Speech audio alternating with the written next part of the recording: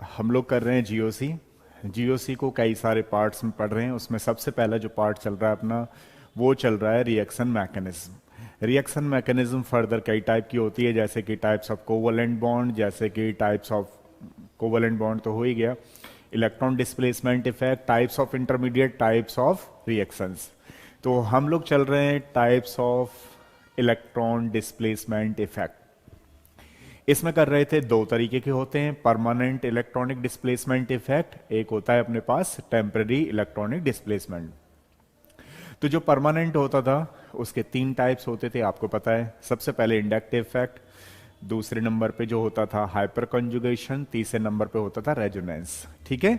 और अपने पास जो टेम्पररी इफेक्ट है उसको बोलते थे इलेक्ट्रोमैरिक इफेक्ट। चलिए, कल हमने एसिडिक बेसिक के क्वेश्चन कर लिए थे। कुछ और नया चीज बताता हूं आपको। नई चीज ये है कि मान लो अगर हमारे पास बेसिक करेक्टर में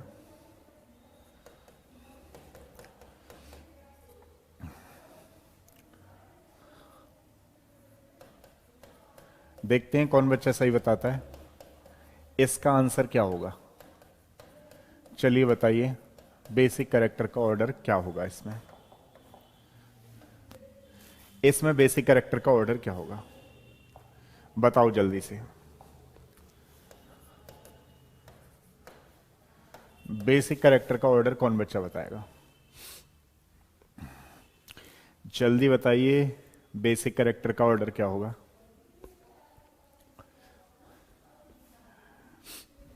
हाँ जी, इसमें बेसिक कैरेक्टर का ऑर्डर क्या होगा, कल हम लोग कर रहे थे।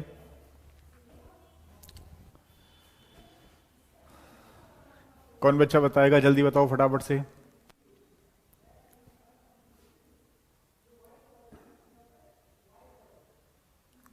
वन टू थ्री, और कोई बच्चा जल्दी से बताओ ऑर्डर क्या होगा, बेसिक कैरेक्टर का ऑर्डर क्या होगा। अब देखो इसमें क्या हो रहा है, बेसिकली ये है हमारे पास इथाइल। कल मैंने आपको बताया था मिथाइल के साथ क्या लगाना है, 213। इसमें क्या लगाना है, 231। तो 231 मतलब पहले 2 डिग्री यानी कि दूसरा आएगा, फिर 3 डिग्री आएगा, फिर 1 डिग्री आएगा। यानी कि इसमें C2H5 के साथ आपको 231 याद रखना है, ध्यान रखना। ठीक है, जो कि किसी का भी नहीं है। अगर यहां पर CS3 होता तो आपको 213 का यूज करना है, ऑलवेज रिमेंबर। कल सिखाया था मैंने आपको और यहीं पर अपना खत्म हुआ था, शायद आपको याद हो। ठीक है। अब जब गैसियस फेज रखे वो वाली बात अलग है ना, वो तो 3 डिग्री 2 डिग्री 1 डिग्री होगा, लेकिन जब ना रखे तो आपको बताना है, हमेशा एक्वस मानना है। और एक्वस के केस में अगर C2H5 लिखा हुआ है तो ध्यान रखना 231 लगा के आना है। चलिए, दो चार क्वेश्चन पे और डिस्कशन कर लेते हैं, फिर आगे चलेंगे। जैसे मान लीजिए अगर हमारे पास एरोमेटिक एमीन आ जाए तो हम कैसे हैंडल करें। ये कुछ इस तरीके से है।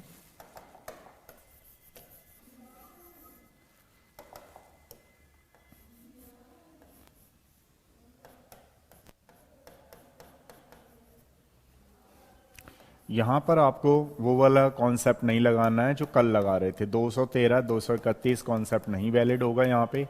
यहाँ पे केवल रिलीजिंग ग्रुप और विड्रॉइंग ग्रुप देखे जाएंगे, ध्यान रखना है ना। अब मान लो कुछ इस तरीके से आया हुआ है, तो बताओ कौन बच्चा बताएगा इसमें बेसिक कैरेक्टर का ऑर्डर क्या होगा। जो 231 213 लगाते थे, ध्यान रखना एलिफेटिक के लिए वैलिड है, एरोमेटिक के लिए वैलिड नहीं है। यहां पे हम केवल रिलीजिंग और विड्रॉइंग ग्रुप देखेंगे। चलो तो बताओ कौन बच्चा बताएगा इसमें ऑर्डर क्या होगा, बेसिक कैरेक्टर का ऑर्डर बताओ फटाफट से। Good morning. हाँ जी, चलो बताओ इसमें बेसिक कैरेक्टर का ऑर्डर क्या होगा।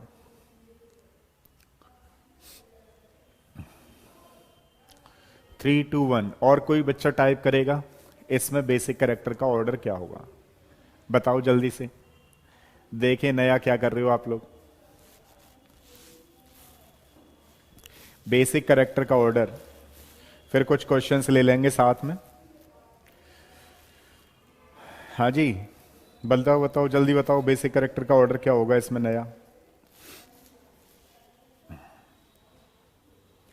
3 2 1, बिल्कुल सही जवाब इसमें है 3 2 1, क्योंकि इसमें रिलीजिंग ग्रुप देखेंगे। ठीक है, जितने ज्यादा रिलीजिंग ग्रुप लगे होंगे, यहां पे 213 231 नहीं लगाना, ध्यान रखना। अगर यहां पे CS3 लगा होता तो 213 का यूज करते, वो एलिफेटिक में करते, है ना। अब बच्चा सोचता है कि अच्छा यहाँ CS3 लगा दो 213, तो 2 3 1 कुछ ऐसे करके लगा देता है, गलत हो जाएगा। ठीक है, एरोमेटिक के साथ यूज नहीं करना है आपको कॉन्सेप्ट, मतलब वो जो एक्सेप्शन वाला है। अब नेक्स्ट क्वेश्चन है आपके लिए बेसिक कैरेक्टर का ही है। कल हमने एसिडिक कैरेक्टर सारे खत्म कर लिए थे। चलिए बताइए इसमें बेसिक कैरेक्टर का ऑर्डर क्या होगा। देखते हैं कौन बच्चा सही जवाब देता है सारे क्वेश्चनों का। अगर किसी के कॉन्सेप्ट क्लियर होंगे तो सारे क्वेश्चनों का आंसर सही आएगा, अगर कॉन्सेप्ट क्लियर नहीं होंगे तो थोड़ी थोड़ी प्रॉब्लम हो सकती है। बताओ इसमें बेसिक कैरेक्टर का ऑर्डर क्या होगा 1 2 3 मॉलिक्यूल्स में बेसिक कैरेक्टर का ऑर्डर क्या होगा? कौन बच्चा बताएगा? बताएं, जल्दी जल्दी आंसर दें सारे बच्चे, आंसर देते रहें, जग जाएं। और कुछ बच्चों की रजाई में आदत होगी तो रजाई में से देखते रहें, कोई बात नहीं है। अच्छा, 1 2 3, और कोई बच्चा? अरे वाह, वेरी गुड, बिल्कुल सही जवाब। अब सारे बच्चे सही जवाब दे रहे हैं। ये जो फिनाइल रिंग होती है वो विड्रॉइंग की तरह काम करती है, ध्यान रखना। वो जो CS3 होता है वो तो रिलीजिंग की तरह काम करता है, लेकिन जो ये फिनाइल रिंग है वो विड्रॉइंग की तरह काम करेगी। और यहाँ पे 3 3 फिनाइल रिंग है, आपको पता ही है, तो आपका आंसर एकदम से सही जाता है। 1 2 3 आंसर है, तो सारे बच्चों का आंसर बिल्कुल एकदम से सही जाता है। 1 2 3 आंसर होगा। अब नेक्स्ट क्वेश्चन दे रहा हूं जो कि मेडिकल में आया हुआ है, नीट में। चलो इस क्वेश्चन को भी करना आप लोग।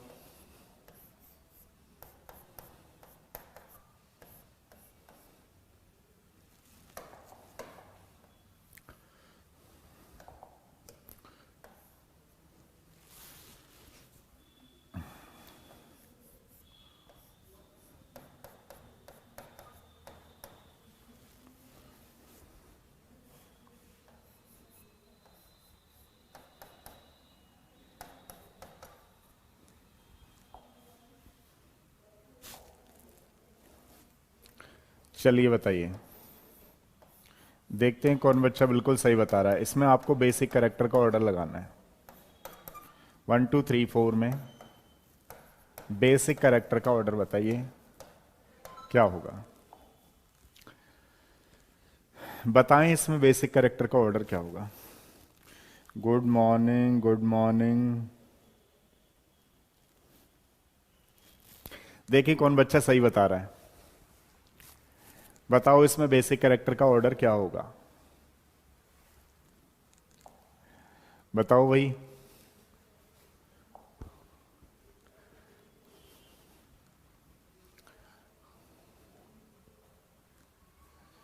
कौन बच्चा बताएगा इसका आंसर सही?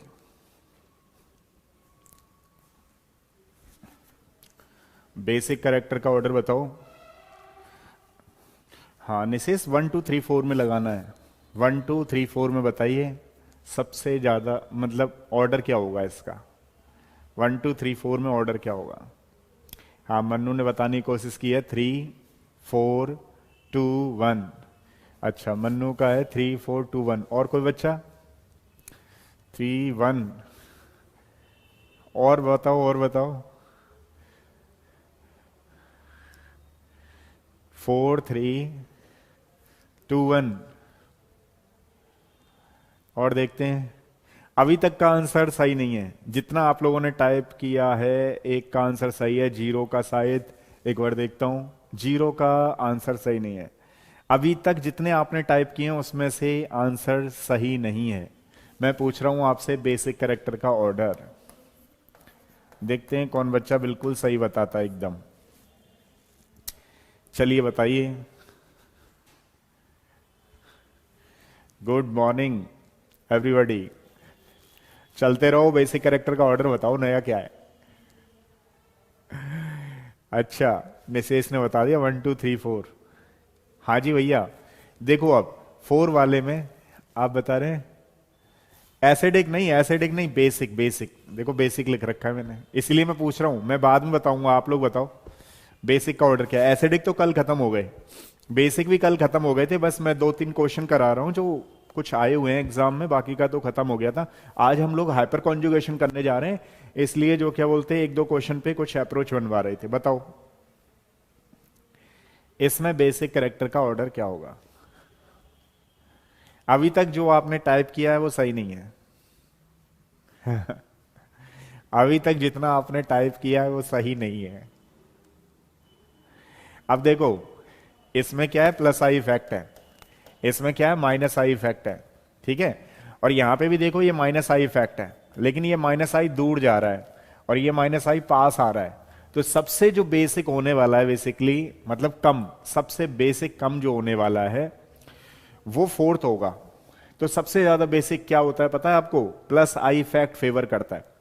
तो ये प्लस आई इफेक्ट है 3 के बाद जनरल वाला आएगा 2 के बाद अब फर्स्ट में और 4th में कैसे डिसाइड करें। देखो ये माइनस आई इफेक्ट दूर जा रहा है और यहां माइनस आई इफेक्ट पास आ रहा है, तो जो माइनस आई इफेक्ट पास होगा उसका एसिडिक कैरेक्टर ज्यादा होगा और बेसिक कैरेक्टर सबसे कम होगा। तो अब कौन से वाला है हमारे पास, 1 एंड जा रहा है 4। अगर ये किसी ने टाइप किया है तो उसका आंसर सही है, 3 2 1 4। समझ रहे हो, ये वाला आंसर होगा। दोबारा से देखो, ये प्लस आई इफेक्ट है, पास लग रहा है डिस्टेंस वाइज, है ना। फिर क्या है, जनरल वाला ले लो। अब इसमें 1 और 4 में कैसे डिसाइड किया है, माइनस आई इफेक्ट जो पास है डिस्टेंस वाइज, कल हम डीएनपी रूल लगा रहे थे, तो डीएनपी इसको फेवर कर रहा है, यानी एसिडिक तो सबसे ज्यादा ये है। तो जब ये एसिडिक ज्यादा है तो बेसिक सबसे कम है। तो बताओ समझ में आया नहीं आया, ये आंसर होगा 3 2 1 4। चलो एक क्वेश्चन और दे रहा हूं, देखो जरा इसको और नोट करो एक बार। एक क्वेश्चन बढ़िया सा जो एग्जाम में आया किसी में,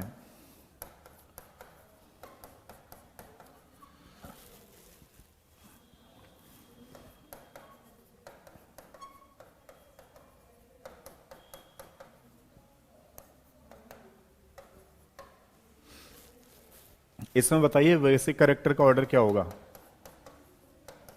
देखते हैं कौन बच्चा बिल्कुल सही बता रहा है।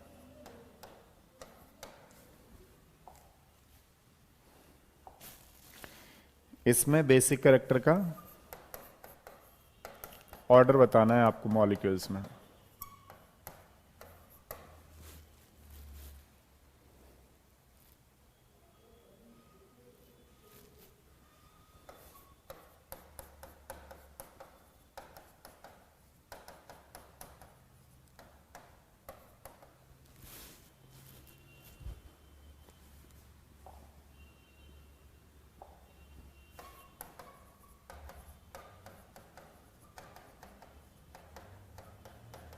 चलिए बताइए, इसमें सब में बताइए बेसिक कैरेक्टर का ऑर्डर क्या होगा।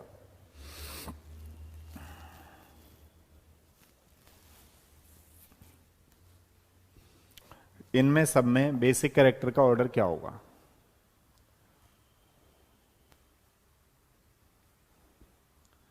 दिख रहा है ना। चलो देखते हैं कौन बच्चा बिल्कुल सही कर पा रहा है।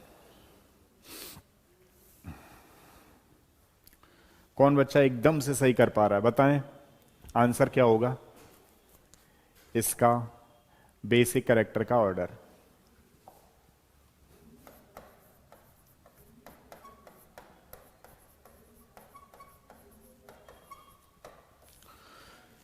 चलिए बताइए भाई साहब,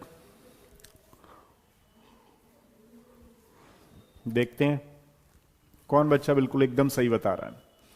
रफ कॉपी लेकर के बैठे हैं, करते रहें क्वेश्चनों को। अभी ऑर्गेनिक केमिस्ट्री में धमाल मचने वाला है, रिएक्शन मैकेनिज्म खत्म हो जाएगी, रिएजेंट शुरू कर देंगे, फिर आईयूपीएसी चलती रहेगी, मतलब कुछ नया कराते रहेंगे।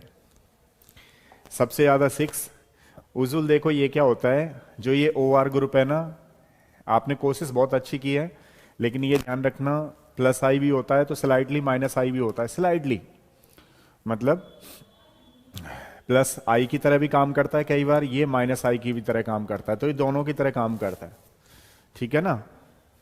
तो बताओ सबसे ज्यादा कौन सा होगा। OCS3 के बारे में बता रहा था मैं आपको। वैसे आपकी जो कॉन्सेप्ट है वो बहुत अच्छा लगाया आपने, बहुत ही अच्छा लगाया, जबरदस्त। बस थोड़ा सा उसमें चेंज करना है। कॉन्सेप्ट आपका बहुत अच्छा था बेसिकली, थोड़ा सा चेंज करिए उसमें, बाकी आंसर आपका बिल्कुल सही है। उजूल, हाँ, जैसे अब जीरो ग्रेविटी का जो है वो सेकंड, तो यहां पे बिल्कुल सही कह रहे हो आप, सेकंड आंसर है। अ, तो अब इसको पूरा बताना है, जीरो ग्रेविटी को पूरा आंसर देना है, जल्दी दो। उजूल का बहुत अच्छा था, समझ आएगा, टेंशन ना लो, समझ आएगा। ये प्लस आई फैक्ट देख रहे हैं, प्लस आई माइनस आई वो चल रहा है बस। और ये लास्ट क्वेश्चन है बेसिक कैरेक्टर का। अब देखो यहां पे सबसे ज्यादा जो प्लस आई इफेक्ट होने वाला है वो CS3 का होगा, ये वाला, तो यानी कि सेकंड वाला सबसे ज्यादा बेसिक है, बिल्कुल सही है, सेकंड वाला सबसे ज्यादा बेसिक है। अब देखो यहां पे क्या है, ये माइनस आई इफेक्ट शो कर रहा है, ये तो सबसे ज्यादा माइनस आई इफेक्ट शो कर रहा है, सारे बच्चे जानते हैं, जो नहीं जानते हैं बता देता हूं। लास्ट वीडियो में मैंने प्लस आई माइनस आई की एक टेबल बना रखी है, उसमें माइनस आई में NO2 विथड्रॉइंग ग्रुप सबसे ज्यादा है, तो मतलब ये तो सबसे ज्यादा एसिडिक होगा, तो मतलब बेसिक सबसे कम होगा। और देखो क्लोरीन भी माइनस आई इफेक्ट शो कर रहा है, ठीक है। तो ये माइनस आई के केसेस हैं 3, 5 एंड 4, ये तो बाद में जाएंगे। अब प्लस आई के केसेस हमारे पास कौन से बचे, 1, 2 एंड 6। अब 6 में क्या है, जो ये OCS3 आप देख रहे हो वो दोनों ग्रुप स्लाइटली शो करता है, तो इसको हम बाद में लेना है। पहले 2 के बाद आएगा 1 और 1 के बाद आएगा 6। अब ये हो गया हमारे पास प्लस आई इफेक्ट के हमने लगा दिए। अब क्या होने वाला है, माइनस आई। अब माइनस आई में देखो ये क्लोरीन और फ्लोरीन देखा जाए तो फ्लोरीन की माइनस आई इफेक्ट ज्यादा है, तो हमें कैसा लेना है कम, तो आ जाएगा 4, 3 एंड 5। बहुत सारे बच्चों को मुझे पता है बिल्कुल सही होगा। अरे नौनी का सही है क्या, नौनी का गड़बड़ आ गया अच्छा 2, 1, 6, 4, 3, 5, मन्नू का सही है, बिल्कुल सही है। जीरो ग्रेविटी ने भी बहुत अच्छी कोशिश की है, लेकिन कहीं ना कहीं गड़बड़ा गया मामला, 6 पहले आना चाहिए था। मन्नू का एकदम सही है, तो ये आंसर है। अब देखो कुछ भी तो नहीं है इसमें ऐसा जो आपको ना समझ में आए। इसमें क्या होता है, minus I effect plus I effect देखने होते हैं। प्लस आई फेवर जो करता है वो बेसिक कैरेक्टर को करता है, जो माइनस आई फेवर करता है वो एसिडिक कैरेक्टर को करता है। आप देखिए इसमें सबसे ज्यादा माइनस आई इफेक्ट है, तो इसको सबसे ज्यादा लास्ट में ले जाना है क्योंकि हम बेसिक कर रहे हैं। अब इनमें इसमें कैसे डिसाइड किया, इसका माइनस आई इफेक्ट ज्यादा है तो हमने बाद में लिया, पहले फोर्थ वाला लिया। देख रहे हो ये माइनस माइनस माइनस, और अगर हम बात करें प्लस प्लस प्लस की तो ये प्लस प्लस प्लस है, लेकिन ये स्लाइटली माइनस आई और प्लस आई, इसलिए इसको हमने लास्ट में रखा है इन दोनों के बाद में, ठीक है। तो ये वाला हमारा कॉन्सेप्ट है। और नेक्स्ट करते हैं हम लोग हाइपर कॉन्जुगेशन। पता है आप लोगों को क्या हुआ है, इंडक्टिव फैक्ट और उसके एप्लीकेशन कंप्लीट डन हो गए, कंप्लीटेड हो गए, ठीक है। अब दूसरा परमानेंट इलेक्ट्रॉनिक डिस्प्लेसमेंट ले रहे हैं जिसको बोल रहे हैं हाइपर कॉन्जुगेशन। चलिए जी देखिए hyper conjugation.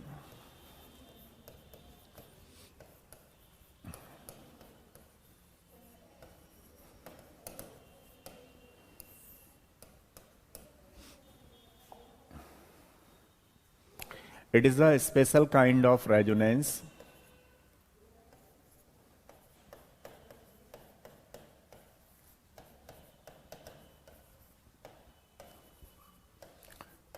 it is a special kind of resonance in which, अब इसमें आपको लगभग 10 मिनट्स लगेंगे, इसलिए कोई बच्चा ये नहीं कि छोड़ के क्लास भाग गया, वाने क्या रहे समझ में नहीं आ रहा।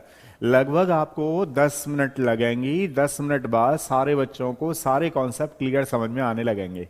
लेकिन क्योंकि 10 मिनट बाद थोड़ा सा उसका बॉर्डर लाइन बनाना पड़ता है, इसलिए थोड़ा सा आपको ध्यान रखना है, ठीक है। It is a special kind of resonance in which delocalization of electron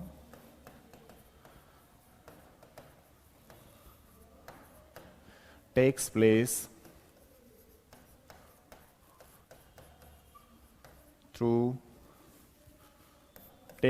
through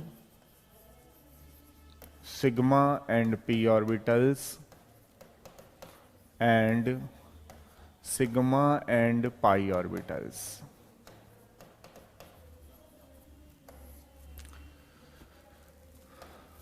ध्यान रखिएगा, it is a special kind of resonance in which delocalization of electron takes place through sigma and pi orbitals and sigma and pi orbitals. एक चीज और कि this is also known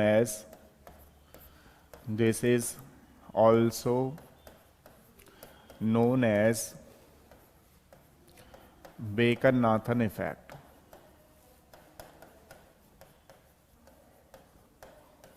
इसको इस uncle जी ने दिया था, इसलिए इसको बोलते हैं बेकर-नाथन इफेक्ट. और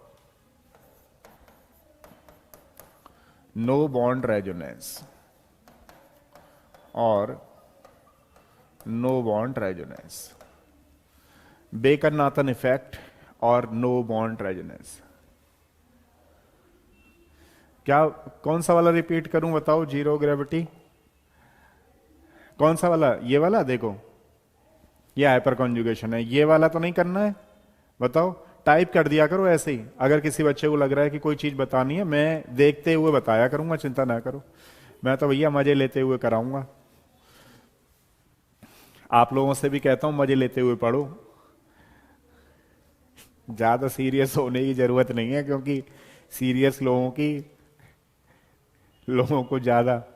पहले वाला क्वेश्चन, हाँ मैं रिपीट कर देता हूं. देखो पहले वाला क्वेश्चन एक बार रिपीट करता हूं, ध्यान से सुनो.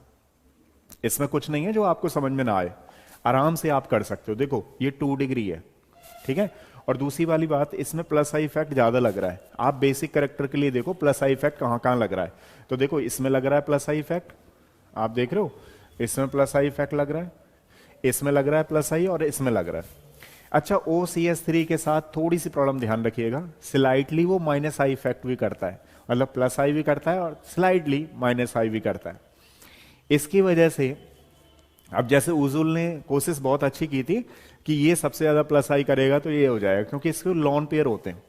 तो एक्चुअली में क्या है, जब ये लॉन पेयर देगा तो उस समय तो करता है ये प्लस आई इफेक्ट का काम, लेकिन ये इलेक्ट्रॉन विड्रॉइंग होता है तो उस समय खींच भी सकता है, तो माइनस स्लाइटली माइनस आई का काम करता है. मतलब दोनों इफेक्ट पाए जाते हैं इसमें, है ना.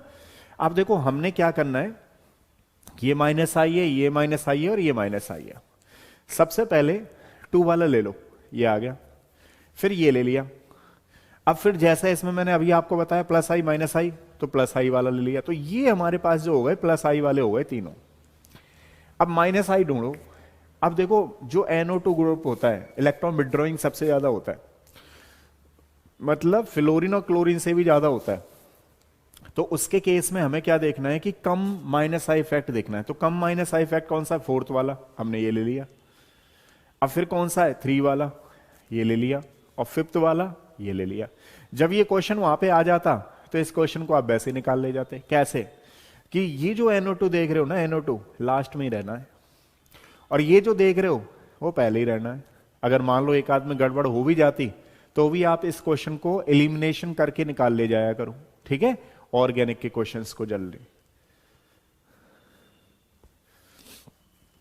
ठीक है. डन, समझ में आया आपको? इस तरीके से हुआ.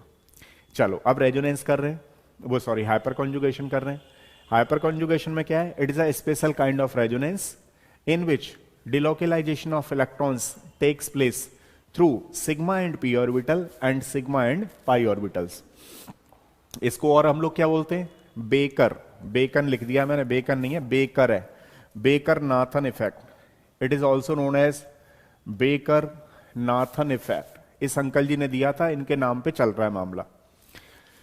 कई बार इसको नो बॉन्ड रेजोनेंस भी बोलते हैं, ध्यान रखना.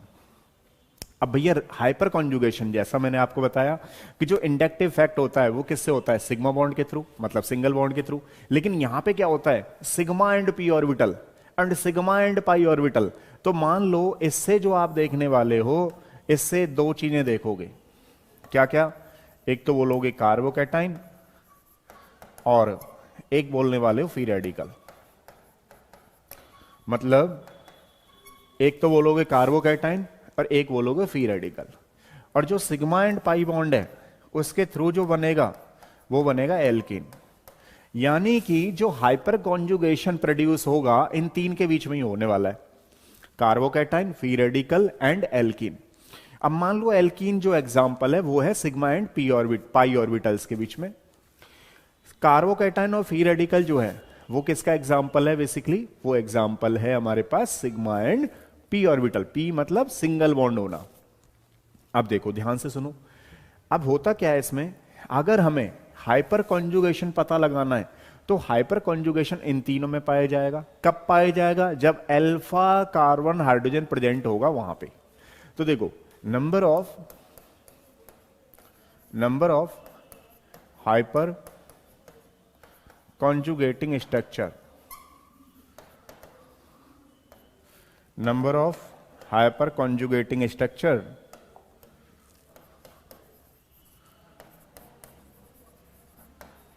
इज इक्वल टू होता है हमारे पास number of alpha carbon hydrogen plus 1। ये वाला फॉर्मूला होता है, number of alpha carbon hydrogen plus 1। अब एक और चीज जो 11th क्लास में बताना चाह रहा हूं। अब मान लो 11th क्लास का कोई बच्चा ढूंढ रहा है, मतलब देख रहा है, तो उसमें क्या होता है, उनका लिखने के लिए आ जाता है कि इसकी हाइपर कॉन्जुगेटिंग स्ट्रक्चर्स बनाओ। क्योंकि हम तो अभी देखो 5 मिनट बाद आप सारे बच्चे परफेक्ट होने वाले हो, लेकिन अभी थोड़ा सा 11th वाले बच्चों के लिए भी काम करते हैं, समझो जरा। तो अब देखो मान लो हमारे पास ये कोई एल्कीन है, आप समझ रहे हो, ये कोई एल्कीन है। अब देखो इसके बगल वाला जो होता है कार्बन वो अल्फा होता है, और इस कार्बन पर कितने हाइड्रोजन है? अपने पास 3। तो इसमें जो हाइपर कॉन्जुगेटिंग स्ट्रक्चर्स देखने वाले हैं वो ऐसे देखना है, number of alpha carbon hydrogen plus 1। यानी कि इसमें कार्बन पे 3 हाइड्रोजन प्रेजेंट है, 3 अल्फा कार्बन हाइड्रोजन है, एक प्लस और लगा दोगे तो 4 बन जाएंगी। अब हम तो कंपटीशन में बोल दिए भाई 11th वाले बच्चे को कैसे ड्राइव करनी है, ये मतलब ड्रॉ करनी है, ये ड्राइविंग फोर्स भी बोलते हैं कई बार। तो ड्रॉ करने का तरीका थोड़ी देर के लिए बताता हूं। अब देखो इसमें क्या होता है, ये बॉन्ड का फॉर्मेशन और बॉन्ड का ब्रेकिंग एक साथ चलता है, इसीलिए इसको बोलते हैं नो बॉन्ड रेजोनेंस। बॉन्ड का फॉर्मेशन और बॉन्ड का ब्रेकिंग एक साथ चलता है। अब देखो क्या हुआ, इधर एक हाइड्रोजन चला गया अपने इलेक्ट्रॉन दे करके, तो इधर 2 मिनट के लिए ऐसा हो गया, ठीक है। अब इस एल्कीन से आपको हाथ नहीं लगाना, एल्कीन तो जैसे है वैसे ही रहने देना है, बस इसको थोड़ा तोड़ तोड़ करके देखना है कि अच्छा ऐसे हुआ वैसे हुआ, ये इसको ड्रॉ करना बोलते हैं, है ना। आएंगी 4 ही। अब क्या हुआ, मान लीजिए ये अपना आ जाए और ये अपना इलेक्ट्रॉन दे के चला जाए, तो यहां पे जो नेक्स्ट स्ट्रक्चर बनने वाली है वो ये बनेगी, ठीक है। जो नेक्स्ट स्ट्रक्चर बनने वाली है ये मान लो आ जाए और ये अपने इलेक्ट्रॉन दे के चला जाए, तो अगली वाली जो स्ट्रक्चर है वो कुछ ऐसे बनेगी। लास्ट वाली स्ट्रक्चर में क्या होगा, आइडेंटिकल आ जाएगी पहली वाले के। आपको दिखने में तो 5 लगेंगे लेकिन एक्चुअली में इसको 4 काउंट करेंगे, ठीक है। क्यों? क्योंकि जो फर्स्ट और फिफ्थ वाली है वो एक जैसी है, जिसको आइडेंटिकल बोलते हैं। अब आप देखो इसको बोलते हैं हाइपर कॉन्जुगेशन, मतलब थोड़ा सा चेक करना, है ना, स्ट्रक्चर को। अब देखो जो 1 और 5 है वो एक ही है, मतलब न्यूट्रल टाइप की है। और आप देखेंगे तो हमारे कंपटीशन में नीट और आईआईटी जेईई में कैसे क्वेश्चन पूछा जाता है कि भाई बताओ एचएस कितनी बनेंगी, हाइपर कॉन्जुगेटिंग स्ट्रक्चर्स कितनी बनेंगी। तो इसकी बेसिकली हम यहीं पे देख के बता सकते हैं कि अल्फा कार्बन हाइड्रोजन कितने हमारे पास 3 + 1 = कितना आ जाएगा 4। तो इसका राइट आंसर होगा 4, ठीक है। ये नोट करना चाहे कोई बच्चा नोट करो, और फोटो खींचना चाहे फोटो खींच लो, फिर आगे चलेंगे। इसका एप्लीकेशन होता है स्टेबिलिटी बताना ऑर्गेनिक मॉलिक्यूल्स के अंदर। तो देखो, एप्लीकेशन ऑफ हाइपर कॉन्जुगेशन।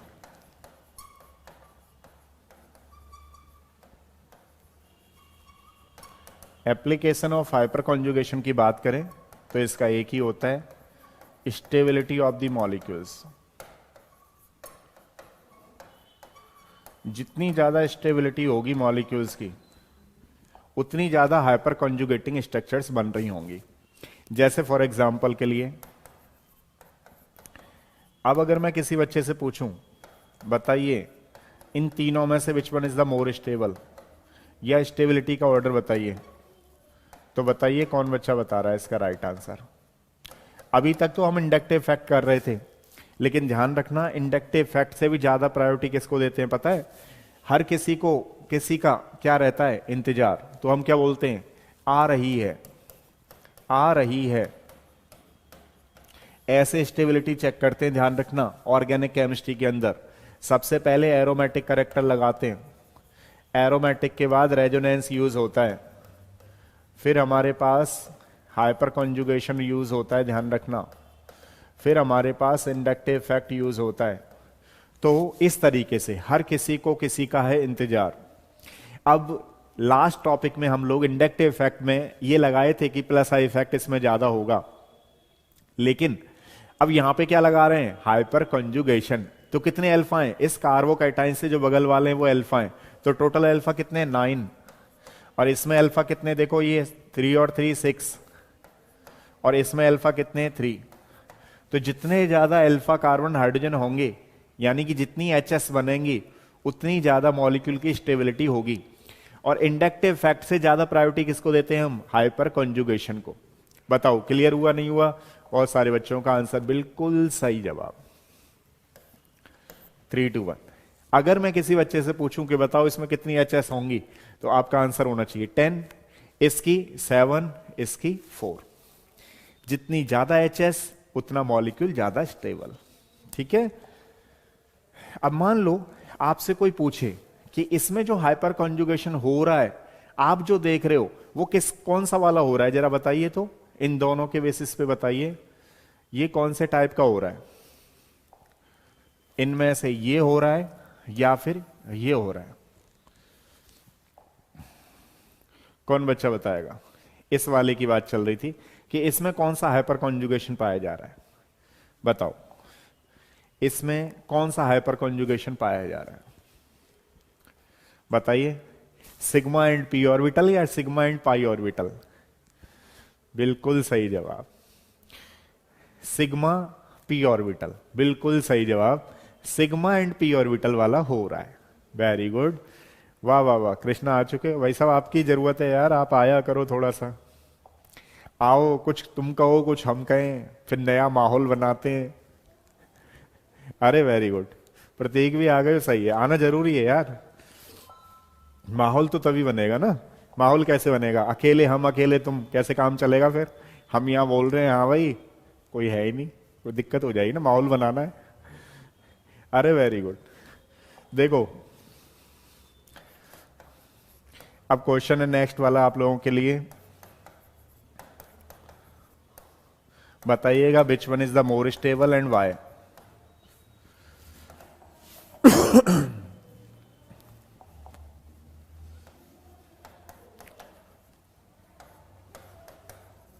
जिस दिन सुपर डुपर माहौल बन जाएगा, उस दिन समझ लेना पूरी ऑर्गेनिक केमिस्ट्री बोर्ड पे रख देंगे ला करके, चाहे जो भी कुछ हो जाए।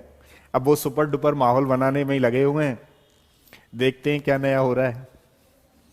चलो बताओ भाई साहब, स्टेबिलिटी का ऑर्डर क्या होगा? इनमें सब में स्टेबिलिटी का ऑर्डर बताओ क्या है? अरे वेरी गुड, बिल्कुल सही जवाब, बिल्कुल सही जवाब। तो देखो फ्री रेडिकल है, फ्री रेडिकल में भी हम लोग हाइपर कॉन्जुगेशन यूज करते हैं, ध्यान रखना। तो इसमें जो हो रहे हैं वो 9 अल्फा हैं, सारे बच्चे जानते हैं। इसमें 6 अल्फा हैं, इसमें 3 अल्फा हैं, और इसमें 0 अल्फा है। तो सबसे ज्यादा जो स्टेबल होगा वो होने वाला है हमारा ये वाला। बिल्कुल सारे बच्चों का आंसर सही है।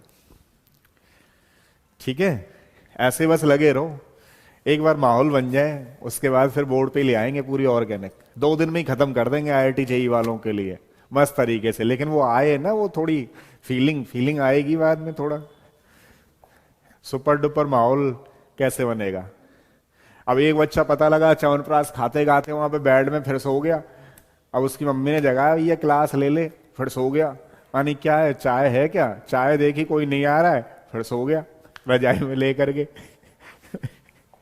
कह रहा ठंडी पड़ रही है, कैसे काम चलेगा बताओ। अब नेक्स्ट देखो, मान लो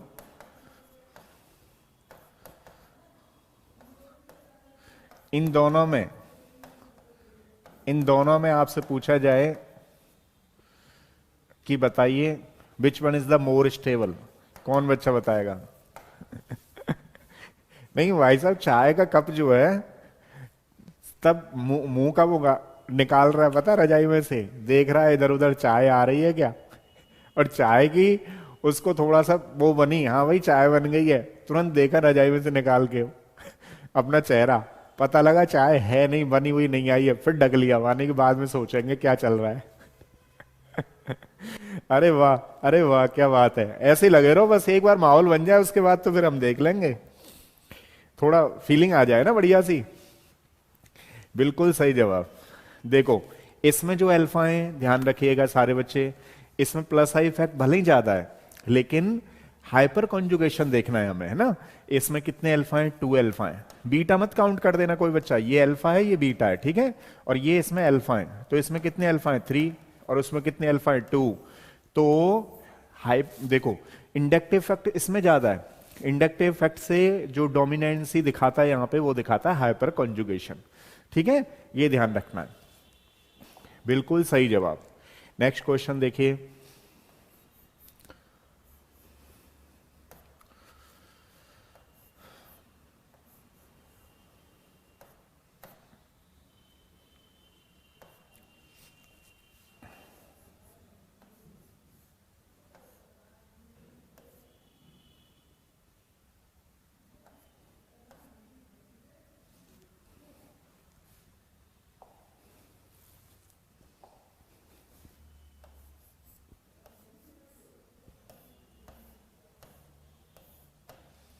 चलिए बताइए 1 2 3 4 में स्टेबिलिटी का ऑर्डर क्या होगा, 1 2 3 4 में स्टेबिलिटी का ऑर्डर क्या होगा।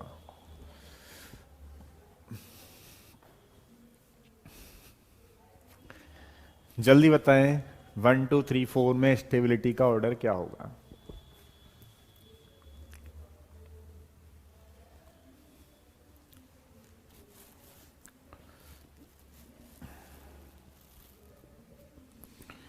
बताएं, 4 1 2 3।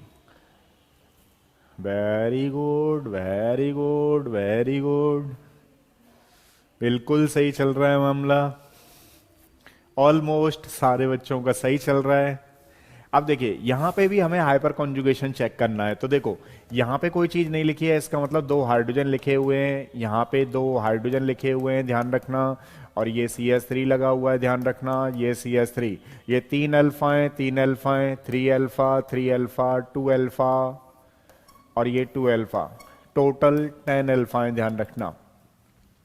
इसमें कोई हाइड्रोजन नहीं है, केवल इस एल्कीन से देखेंगे आप तो यहां पर 2 अल्फा, इस कार्बन हाइड्रोजन पे यानी कार्बन पर 2 अल्फा हाइड्रोजन प्रेजेंट है। देखिए यहां पे एक हाइड्रोजन है और यहां पर 2 हाइड्रोजन है, तो यहां पर 3 अल्फा हाइड्रोजन है, यहां पे देखिए ये 2 हाइड्रोजन है और ये 2 हाइड्रोजन है। एल्कीन से बगल वाले देखते हैं, ध्यान रखना, अल्फा, तो यहां पे टोटल है 4 अल्फा हाइड्रोजन। तो आपका आंसर बिल्कुल सही जाता है, 4, 4 के बाद 1, 1 के बाद 2, 2 के बाद 3, ये आंसर है। बहुत सारे बच्चों का ये आंसर है और ये ही सही है, समझ रहे हो।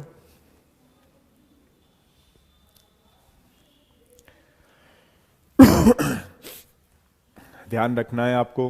नेक्स्ट क्वेश्चन दे रहा हूं, एक टॉपिक करेंगे लेकिन बहुत अच्छा करेंगे, और अगर आपने थोड़ा माहौल बना दिया, फिर मैं कह रहा हूं ऑर्गेनिक केमिस्ट्री मजे आ जाएंगे, जो क्या बोलते हैं इसमें, तो इसमें रिएजेंट भी कराना शुरू कर दूंगा फिर। बस यहाँ पे 50+ बच्चे जैसे ही दिखने लग गए वैसे ही अलग माहौल बन जाएगा। मतलब जो रेगुलर क्लास चल रही है वो तो चल ही रहेंगी, तो भूल जाएंगे उन्हें, अभी फिलहाल के लिए इसी पे लग जाएंगे मामला, फोकस करेंगे जेई वालों को। अब आए तो सही। दोबारा बता दूं? दोबारा बता देता हूं वंश का। देखो इसमें देखो वंश का क्या है, ये मॉलिक्यूल्स कुछ ऐसे थे, मैं एक बार दोबारा इनको लिख लेता हूं ताकि आपको समझ में और अच्छा आ जाए, है ना। एक बार लिखता हूं, कुछ ऐसे बने हुए थे ये।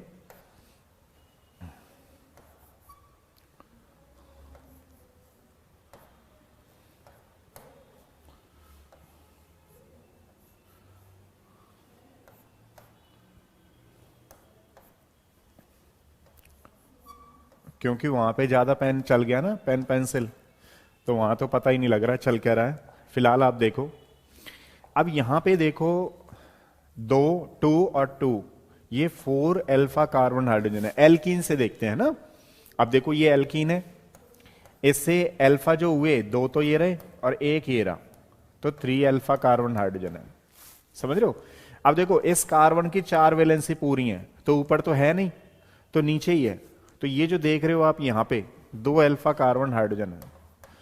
अब देखो इसमें अगर आप देखेंगे तो 2 तो ये रहे, 2 ये रहे 4, और 3 ये रहे, 3 ये रहे, तो टोटल कितने हैं? 10। समझ में आया आप लोगों को? इसमें कितने? 4 अल्फा कार्बन हाइड्रोजन है, इसमें 3, इसमें है 2, और उसमें है 10। बताओ समझ में आया? हाँ, ये चीज है। अब देखो एक चीज और ध्यान रखिएगा आप लोग, कि जो हम लोग हाइपर कॉन्जुगेशन निकाल रहे हैं वो 3 इंटरमीडिएट से निकाल रहे हैं, या 3 चीजों से निकाल रहे हैं, ऐसे समझ लो। Carbocation, free radical and alkene. उसके बाद वाला आपको अल्फा कार्बन हाइड्रोजन चेक करना है। अल्फा कार्बन हाइड्रोजन जितने ज्यादा होंगे मॉलिक्यूल में, हम हाइपर कॉन्जुगेशन स्ट्रक्चर लगाएंगे। ठीक है, ये ध्यान रखना। नेक्स्ट नोट दे रहे हैं एक 2000 रुपए का, आपको बचा के रखिएगा, खर्च मत करना चॉकलेट लाने में। तो देखो इसमें नोट ये है, ब्रिजिंग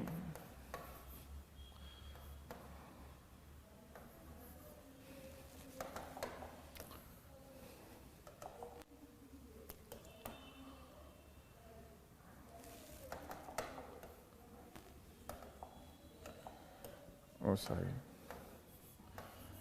ब्रिजिंग सही है? अच्छा सही नहीं है।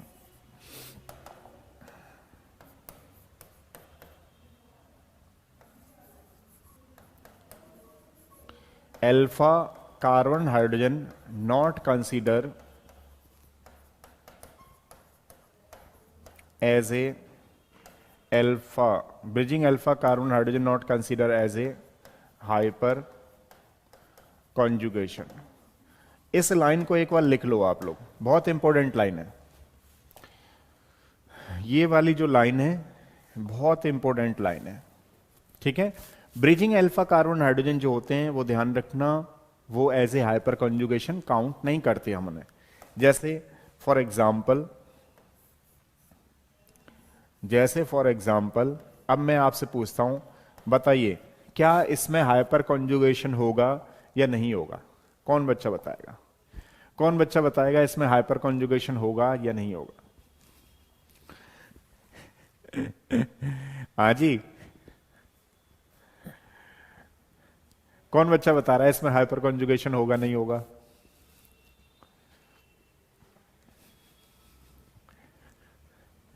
नहीं होगा। अरे वेरी गुड, बिल्कुल सही जवाब। इसका मतलब 2000 रुपए आपने संभाल के रखे हैं। अब देखो है क्या है, जिन बच्चों को समझ में नहीं आ रहा उनको फिर बताता हूं। देखो भाई साहब, ये कार्बोकैटायन है, इसका अल्फा ये है और ये है। अब आप देखिएगा ये दोनों ब्रिज में, ये दोनों ही ब्रिज में, इसलिए हम इनको अल्फा कार्बन हाइड्रोजन काउंट नहीं करेंगे, और यहां पे हाइपर कॉन्जुगेशन नहीं होगा।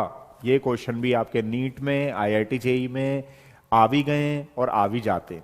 ठीक है, ध्यान रखना। तो मान लो मैं आपसे पूछूं,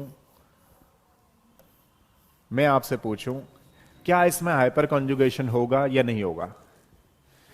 इस मॉलिक्यूल में, बिल्लू साड़ा गुड मॉर्निंग। अरे वाह, क्या बात है। चलो।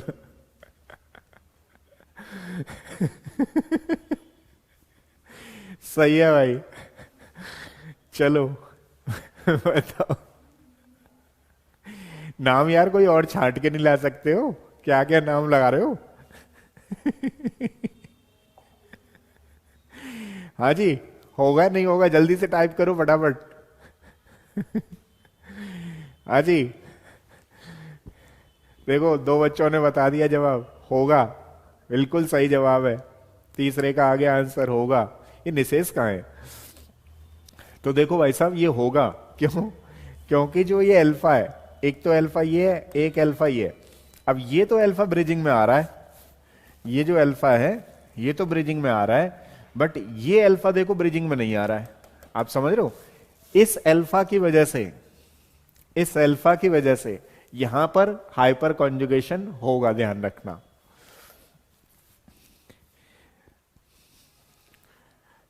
बिल्कुल होगा। सही है। बिल्लू साड़ा आ गया भाई। अब ये क्वेश्चन के आंसर तुरंत तुरंत देगा। चलो देखो।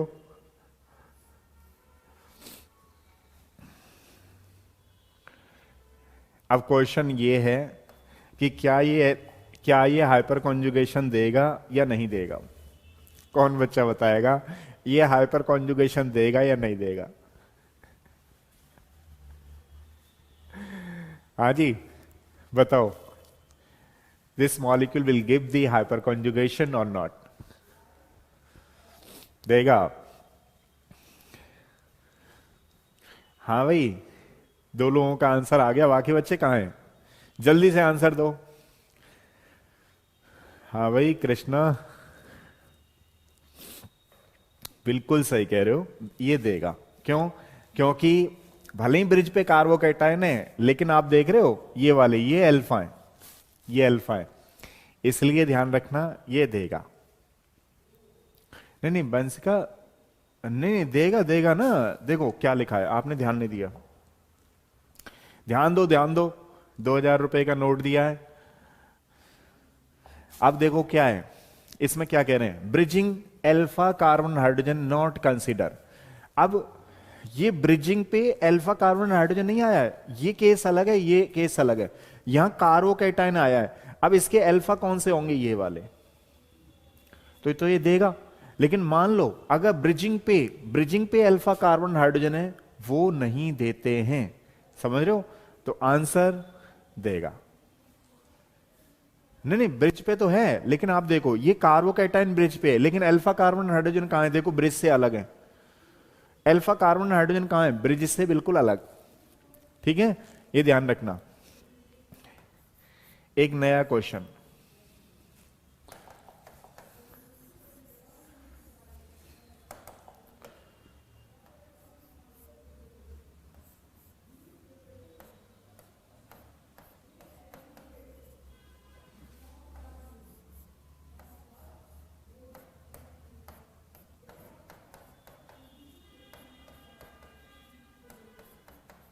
चलो बताओ, देखते हैं कौन बच्चा बता रहा है। विच one is the more stable? अरे समझ में आ गया ना? चलो हाँ भाई प्रतीक, बताओ 1 2 में से कौन सा आंसर है इसमें? बाकी सबसे पूछ रहा हूं, कोई बच्चा ये सोचे कि अच्छा मुझे तो नाम ही नहीं बोला, मैं प्रतीक हुई नहीं। समझ रहे हो? तो सबके लिए बोला हुआ है नाम। हाँ जी, बताओ इन दोनों में से कौन सा है? इसको नहीं पूछ रहे हैं ना, ये तीसरा वाला नहीं है, इसको तो हटा ही देते हैं। 1 2 में से बताओ कौन बच्चा बता रहा है। देखते हैं किस बच्चे के आंसर बिल्कुल सही निकलने वाले हैं शुरू से लेकर के लास्ट तक। अरे 2 2 लगा रहे हो भैया, 2। और कोई बच्चा?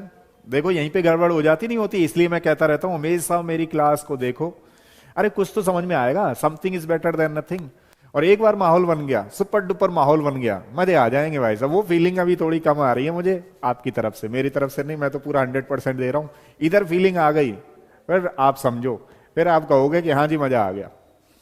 तो थोड़ा देखो, कुछ बच्चों ने अच्छा देने की कोशिश की है और कुछ बच्चों ने बड़ा मॉलिक्यूल देख करके दे दिया, 1:2 लगा दो अपने हिसाब से। आप देखिएगा भाई साहब, ये एल्कीन है, ये एल्कीन है, इसके बगल वाला एल्फा है। तो देखो एल्फा, एल्फा हाइड्रोजन है ही नहीं, एल्फा कार्बन चेक नहीं करना है, एल्फा कार्बन पर हाइड्रोजन चेक करने भाई साहब। अब आप देखो यहां पे ये एल्कीन है, ये एल्कीन है, और इस पे एल्फा कार्बन पर कितने हाइड्रोजन है? 3। समझ रहे हो? तो इसमें हाइपर कॉन्जुगेशन लग रहा है भाई साहब, इसमें हाइपर कॉन्जुगेशन लग रहा है। और पता है इसमें क्या लग रहा है? इसमें प्लस आई इफेक्ट लग रहा है, इसमें प्लस आई इफेक्ट लग रहा है। और सारे बच्चे जानते हैं, हर किसी को किसी का है क्या इंतजार, आ रही है, आ रही है। अब भाई साहब सीट की तरफ देखते रहते हैं सुबह, अरे मिल जाएगी क्या एमबीबीएस, अरे बीटेक यार आईआईटी मिल जाए अब की बार, तो आईआईटी बॉम्बे मिल जाए बस, मजा आ जाएगा। समझ रहे हो? हर किसी को किसी का क्या है इंतजार। अच्छा कुछ बच्चे सो के जग रहे हैं, अरे क्या, अरे मिल जाएगी क्या, अरे क्या मिल जाएगी, अरे सीट यार दिल्ली एम्स में मिल जाए, कहानी खत्म। समझ रहे हो? तो कौन सा वाला आंसर हो जाएगा हमारे पास? फर्स्ट वाला। ये वाला कॉन्सेप्ट लगाना है, मतलब इंडक्टिव इफेक्ट नहीं देखना है फॉलो, क्या करना है? हाइपर कॉन्जुगेशन लगाना है, ध्यान रखना, हाइपर कॉन्जुगेशन लगाना है। जितना ज्यादा हाइपर कॉन्जुगेशन होगा उतनी ज्यादा स्टेबिलिटी होगी मॉलिक्यूल्स की। क्लियर है? अच्छा देखिए नेक्स्ट क्वेश्चन,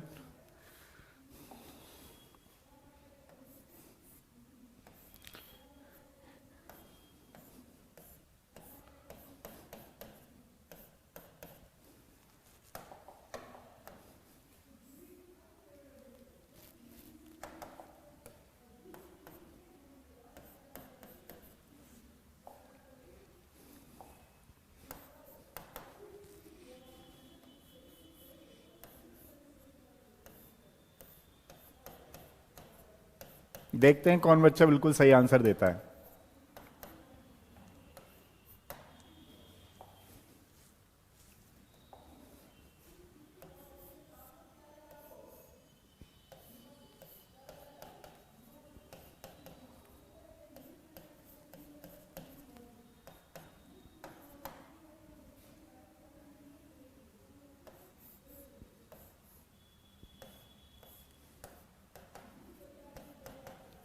चलो भाई बताओ। हाँ जी बताओ बताओ। हाँ भाई कृष्णा कहाँ गए हो, जल्दी बताओ फिर माहौल बनाते हैं।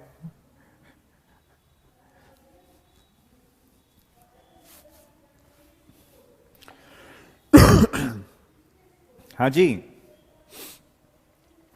देखते हैं कौन बच्चा आंसर बता रहा है बिल्कुल सही। 4। अरे वाह क्या बात है, क्या बात है कि अभी समझ में नहीं आया। देखो हाइपर कॉन्जुगेशन अभी समझ में नहीं आया, इसीलिए कहता हूं हर क्लास को मेरे साथ ले लिया करो, ऑर्गेनिक को, बाकी चीज टेंशन छोड़ दो बिल्कुल। इनऑर्गेनिक में रट्टा मार के सबने सही कर रखा है, और फिजिकल में भी बढ़िया कर लोगे, ऑर्गेनिक थोड़ी देखते रहो। अरे भैया जो आप अभी टाइप कर रहे हो वो गलत जा रहा है, जो अभी आप टाइप कर रहे हो वो गलत जा रहा है, तो आंसर सही बताओ। अरे निशेष वो ले लिया, वो क्या बोलते हैं उसे, चरणप्राश ले लिया। चलो 2 चम्मच पी के आओ एक गिलास के साथ।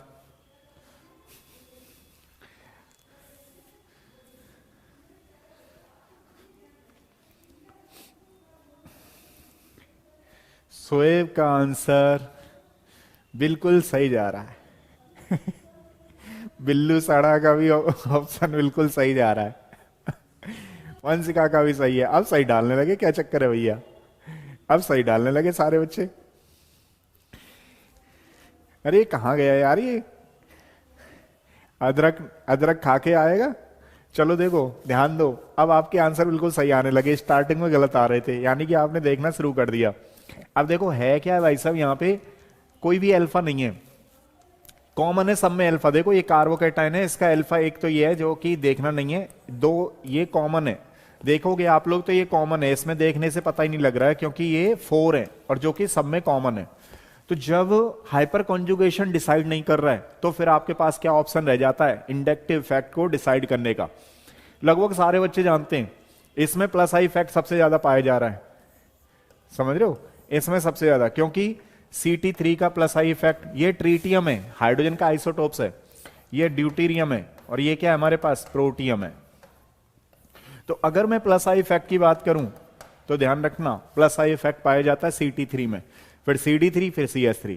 तो आपका सारे बच्चों का सही है, पहले इसमें plus I effect plus inductive effect सबसे ज्यादा है, क्योंकि यहां पर CD3 3 है और यहां पे CD3 2 है, समझ रहे हो ना। अब यहां देखो एक ही है, और यहां प्लस आई इफेक्ट। ये क्वेश्चन जो जा रहा है वो हाइपर कॉन्जुगेशन से नहीं जा रहा है, ये क्वेश्चन जा रहा है प्लस आई इफेक्ट से। तो ऑलमोस्ट सारे बच्चे जानते हैं कि प्लस आई इफेक्ट इसमें सबसे ज्यादा होगा। हाँ बिल्कुल सही कह रहे हो वंश का, ये प्लस आई इफेक्ट से। हाँ एनर्जी लेने चला गया है यार, ये अदरक जो क्या बोलते खा के नहीं आया था, फिर अब अदरक का बोल दिया है।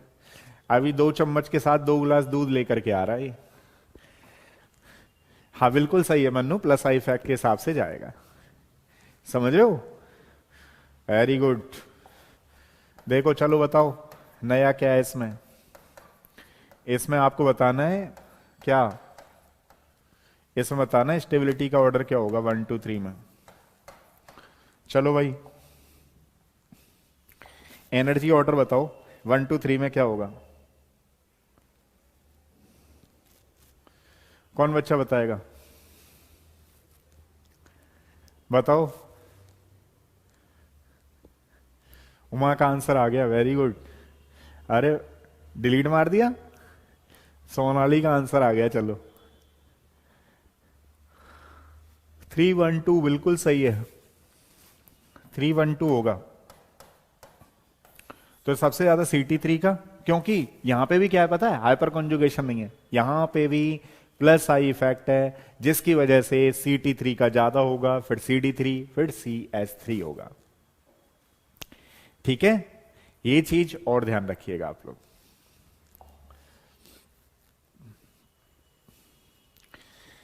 बिल्कुल सही है भाई विल्लू आपका आंसर।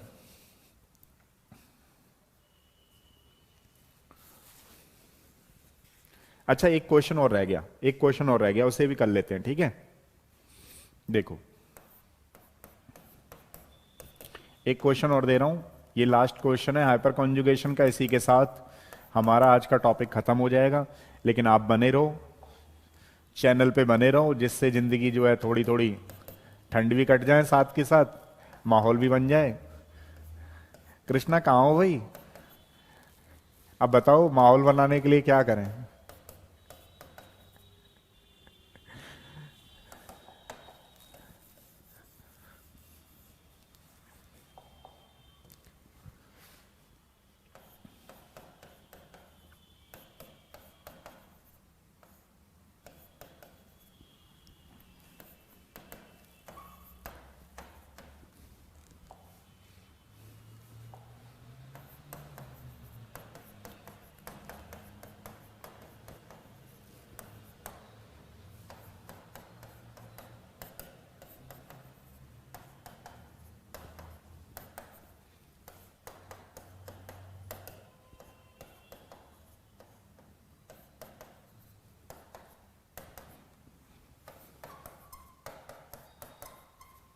चलिए बताइए, देखते हैं कौन बच्चा बिल्कुल आंसर सही दे रहा है।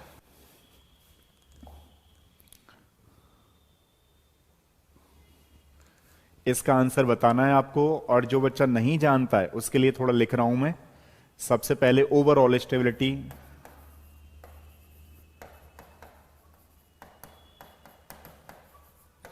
इन एल्कीन।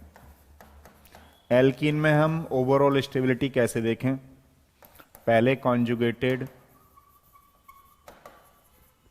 डाईइन देखें, मतलब कहीं पे रेजोनेंस आ रहा है तो मान लीजिए वो देखना है ना। फिर यहां पर number of alpha carbon hydrogen देखने हैं। फिर यहां पे अनसिमेट्रिकल या एसिमेट्रिक बोल दें वो ज्यादा सही है, एसिमेट्रिक एल्कीन देखनी है। एसिमेट्रिक एल्कीन कब देखनी है पता है? If number of alpha carbon hydrogen is same. अगर number of alpha carbon hydrogen same है तो हम एसिमेट्रिक एल्कीन देखेंगे, फिर सिमेट्रिक देखेंगे, फिर हम लोग ट्रांस देखते हैं, ध्यान रखना, फिर हम लोग सिस देखते हैं। ये वाला ओवरऑल आपका स्टेबिलिटी का ऑर्डर है। चलो बताओ अब इसमें क्या नया होगा। अब सबसे ज्यादा स्टेबल कौन सा है? कुछ बच्चों ने आंसर दे रखे हैं। नहीं, इसका बताना है अब, जल्दी से आंसर करो। कॉन्जुगेटेड डाइईन यानी कि रेजोनेंस, यहां तक रेजोनेंस है।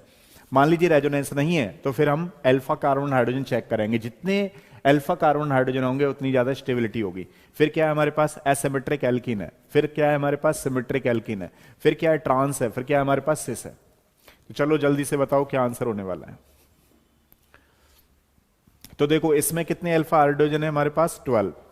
आप देख रहे हो इसमें ये एल्कीन है, ये 3 3 6 9 12, तो 12 का अल्फा हाइड्रोजन है। तो सबसे ज्यादा हो गया हमारे पास फर्स्ट के बाद इसमें 9 है तो हो गया सेकंड। फिर हमारे पास देखो ये एसिमेट्रिक है। एसिमेट्रिक मतलब जितना एल्कीन इधर है CH3 उतना उधर नहीं है। तो हमारे पास देखो इसमें 6 है, कार्बन अल्फा कार्बन हाइड्रोजन 6 है, इसमें भी 6 है, लेकिन हम कौन सा वाला लेते हैं पता है? एसिमेट्रिक। तो हमारे पास आंसर आ गया 3। फिर देखो सिमेट्रिक लेंगे। सिमेट्रिक कैसे? मतलब इधर भी CH3 है, इधर भी एल्कीन के बाद CH3 है, तो कौन सा हो गया? 4। फिर हम कौन सा लेंगे? ट्रांस। ये ग्रुप अपोजिट है एक दूसरे के। फिर हो गया 5, देन हो गया 6, देन हो गया 7 आंसर। तो ये ध्यान रखना ओवरऑल स्टेबिलिटी का ऑर्डर है। 1 2 3 4 5 6 7 सही है। ध्यान दो यहां पे, समझ में आया आप लोगों को? इसी के साथ हमारा हाइपर कॉन्जुगेशन कंप्लीटेड हो गया है। हाँ, सीक्वेंस ही हो जाता भाई साहब। समझ में आ गया सारे बच्चों को? नेक्स्ट क्लास में मिलते हैं। आप क्लास में बने रहिए, और जिसने सब्सक्राइब नहीं किया है वो सब्सक्राइब जल्दी करें। एनर्जी लेते रहें, मजे लेते रहें, बाकी चीजें मेरे ऊपर छोड़ दें। केमिस्ट्री का डेली आते रहें, मजे आएंगे। ठीक है, नेक्स्ट मिलते हैं, तब तक के लिए थैंक यू सो मच।